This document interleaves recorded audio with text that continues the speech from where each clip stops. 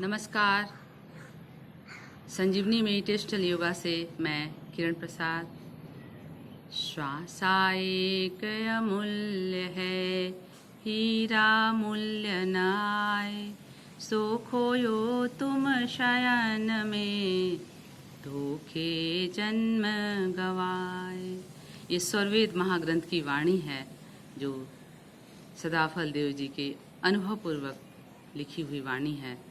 तो यह सत्य है कि हमारा जीवन यदि सो के बीत गया तो हम धोखे में अपने जन्म को बिता दिए। तो पिछली बार हम लोगों ने चर्चा की थी कि किस तरह अपने आप को हम फिट रखने के लिए, अपनी इम्यूनिटी को स्ट्रॉन्ग करने के लिए हम नाड़ी शोधन प्राणायाम करें। यह प्राणायाम करने से हमारा विशेष लाभ होता है, पूरे शरीर में संपूर्ण रूपेण ऊर्जा आती है और उस ऊर्जा से हम ऊर्जान्वित हो जाते हैं। तो चलिए हम लोग बाद में इसकी चर्चा करेंगे। पहले विधियों को सीख लें कि किस तरह हमने किया था नाड़ी शोधन प्राणायाम। आज हम लोग तीसरा नाड़ी शोधन प्राणायाम करेंगे और इस नाड़ी शोधन प्राणायाम के लिए हम लोग पहले सीधे बैठ जाएं किसी भी आसन में और अपनी मुद्रा उंगलियों से बना लें।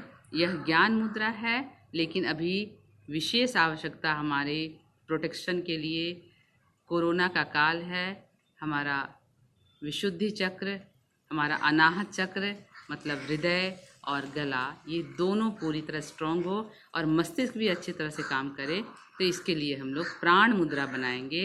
ये अंगूठा, ये छोटी उंगली और उसके बगल में अनामिका, इस तीनों का स्पर्श इस तरह करेंगे। दो उंगलियां सीधी रहेगी और घुटने के ऊपर रखेंगे और दाहिने हाथ से हम मुद्रा बनाएंगे। इन दोनों उंगलियों को अंदर मोड़ लें और ये तीन उंगलियां जो है ये भी इसी तरह मोड़ें और इसको हम लोग नासिका के पास लेकर आएंगे। अब दाहिनी नासिका को, राइट नॉस्ट्रिल को बंद किया मैंने। अब यहाँ से हम लोग सीखे थे कि कैसे धीमी लंबी और गहरी श्वास लेनी है। जितनी धीमी लंबी गहरी श्वास लेंगे उतना आपके अंदर इफेक्ट जाएगा और छोड़ने का क्रम भी वही होना चाहिए। मैंने अभ्यास में बताया था कि दुगना छोड़ना है। यदि आप 5 की गिनती में श्वास ले रहे हैं तो 10 छोड़िए, 7 की गिनती में श्वास ले रहे हैं तो 14 तो चलिए आप लोग 5 का श्वास गिनती करें। जिनका अभ्यास है वो 7 भी कर सकते हैं। अभी मैं 5 का करके दिखा रही हूँ, आप करेंगे, सीखेंगे।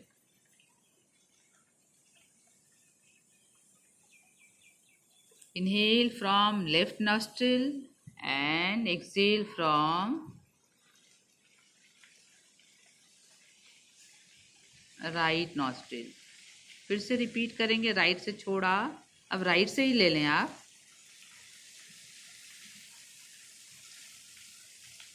और लेफ्ट से दुगना छोड़ेंगे।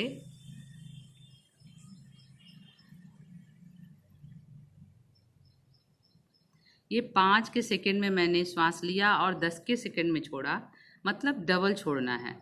मन में प्रसन्नता का भाव, चेहरे में किसी तरह का शिकन ना हो, किसी तरह का तनाव ना हो, और तब आप प्राणायाम करें। आप ऐसा समझें कि आप ईश्वर के सानिध्य में जा रहे हैं, क्योंकि आपका हृदय जो धड़कन चल रही है, फेफड़ा श्वास ले रहा है और वहाँ से ऑक्सीजन को हृदय को दे रहा है। तो यह जो धड़कन चल रही है यूं ही नहीं चल रही है, इसको ऊर्जा मिल रही है तभी चल रही है ये श्वास।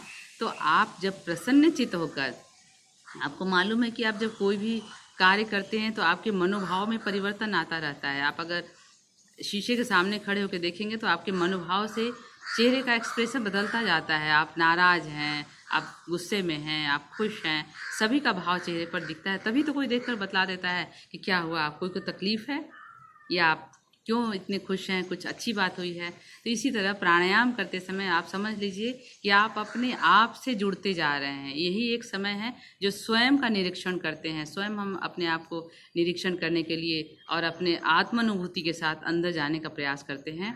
तो आपके पास जो श्वासें दिन प्रतिदिन पल पल जो चल रही है, उस श्वास को आप अनुभवों के साथ धीमी लंबी गहरी श्वास लेंगे और उसमें सेकेंड्स की ब्रीदिंग करेंगे। तो चलिए हम लोग इसको 3 साइकिल में करते हैं। मेरे साथ साथ आप भी करना शुरू करें। राइट को मैंने बंद किया है और लेफ्ट से श्वास लेना शुरू किया 5 सेकेंड का।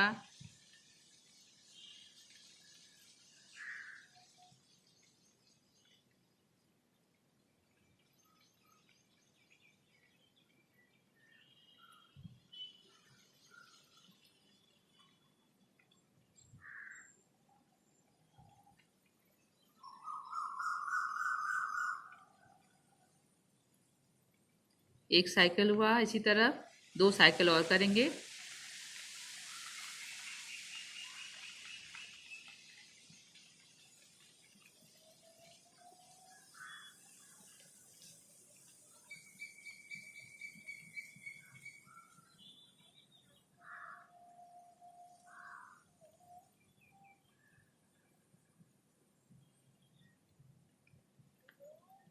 दो साइकिल।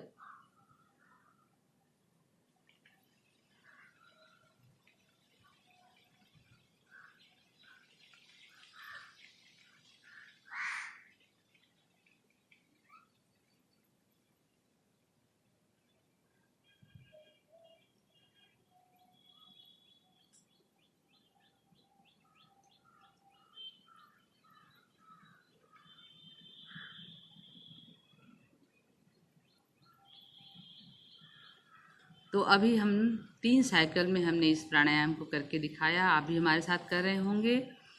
तो इस प्राणायाम के करने से क्या होता है, हमारे फेफड़ा, हमारा हृदय, ये सुषुम्ना नाड़ी और हमारे शरीर में 72 करोड़ नस नाड़ियाँ हैं, वो सभी खुलती हैं। सभी के अंदर प्रॉपर वायु का जाना, ऑक्सीजन का जाना शुरू हो जाता है। वायु हमने नाक से लिया और उसके द्वारा जो ऑक्सीजन गया हमारे फेफड़े में, वो ऑक्सीजन पूरे ब्लड में सर्कुलेट करने के लिए आ जाता है। और हमारी अनुकंपी और पारानुकंपी तंत्रिकाएं हैं, ये ईड़ा और पिंगला नाड़ी, सुषुम्ना नाड़ी, ये सब का शुद्धिकरण होता है, ये सब शुद्ध होते हैं। इसलिए प्राणायाम करने से हमारे अंदर विशेष लाभ मिलता है। तो अभी प्राणायाम का ये जस्ट आरंभ किया मैंने, अनुलोम विलोम प्रक्रिया, इसके आगे और भी है, लेकिन आप जब तक अभ्यास में लाएंगे नहीं, आपको समझ में नहीं आएगा कि आपने किया तो इसका क्या लाभ मिला और इसके करने से आप किस तरह की ऊर्जा अपने अंदर महसूस कर पा रहे हैं। तो आप प्राणायाम करने के दौरान आप अपने अनुभवों के साथ प्राणायाम कीजिए। आपके अंदर किस तरह श्वास जा रही है, बाहर आ रही है, ये सारे अनुभव आप करते जाएं। और इसके करने के बाद आपके अंदर जो एक नई स्फूर्ति आएगी, नई ऊर्जा आएगी, तो आप निश्चित रूप से पूरे विश्वास के साथ मैं कह सकती हूँ कि आप इसको 15 से 20 मिनट तक आराम से कर सकते हैं। उससे भी नहीं तो आप एक मंत्र लगा दें, आप प्यारा से एक भजन लगा दें, मन ही मन आप ओमकार के जाप में करें, गायत्री मंत्र के जाप में करें, महामृत्युंजय मंत्र के जाप में करें, या आपको जो अच्छा लगता है, जिस चीज़ से आपका मन का साहस और मन के अंदर आनंद आता है।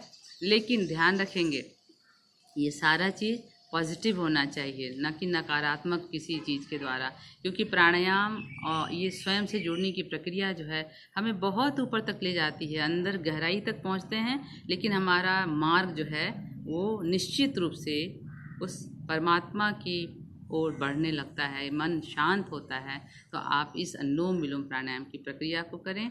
और इसमें मैं थोड़ा सा और जोड़ दे रही हूँ कि इस प्राणायाम को करने में नेक्स्ट पार्ट में आप क्या करेंगे, आप 5 मिनट इस तरह से करें और अगले 5 मिनट के लिए आप नेक का मूवमेंट करते हुए करेंगे, इस तरह से।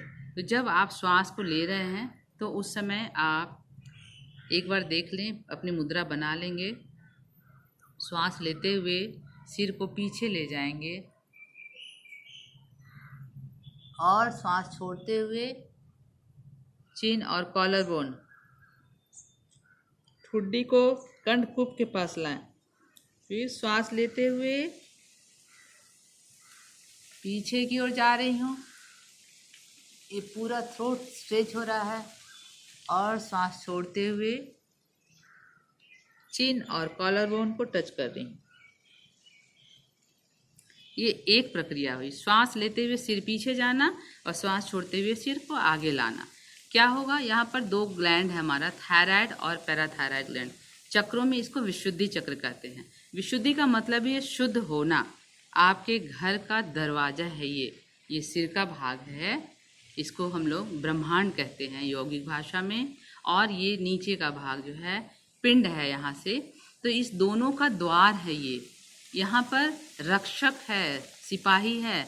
तो आप जब नेक को मूव करते हुए पीछे और आगे करते हैं तो यहाँ जो इंडोक्राइन ग्लैंड है, अंतःस्रावी ग्रंथि, उसका आगे पीछे मूवमेंट होता है और इस मूवमेंट से वहाँ के सिक्रेशन जो होते हैं, हार्मोनल सिक्रेशन, उसमें किसी तरह के व्यवधान नहीं आते हैं, रुकावट नहीं आती है।